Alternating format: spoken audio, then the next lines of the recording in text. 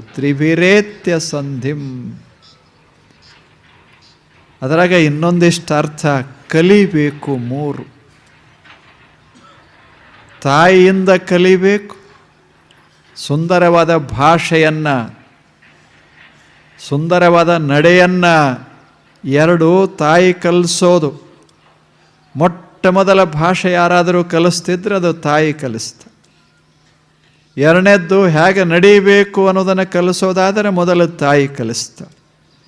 ಆಕೆ ಮನಸ ಇವೆರಡು ಸುಂದರವಾದಂಥ ಭಾಷೆ ಮತ್ತು ನಡತೆಯನ್ನು ಕಲಿಸ್ತಾಳೆ. ಅದನ್ನು ಕಲಿಬೇಕು. ಇದು ಮೊದಲನೇದ್ದು ಸಂಧಿ. ಇದು ಎರಡನೇದ್ದು, ತಂದೆ ಕಲಿಸಬೇಕು, ಚಲೋ ಕೆಲಸ ಕಲಿಸಬೇಕು, ಉದ್ಯೋಗ ಕಲಿಸಬೇಕು, ಸಮಾಜದಲ್ಲಿ ಹೆಂಗೆ ಬದುಕಬೇಕು ಅನ್ನೋದನ್ನು ಕಲಿಸಬೇಕು, ಒಂದು ಸುಂದರ ಉದ್ಯಮ ಕಲಿಸಬೇಕು.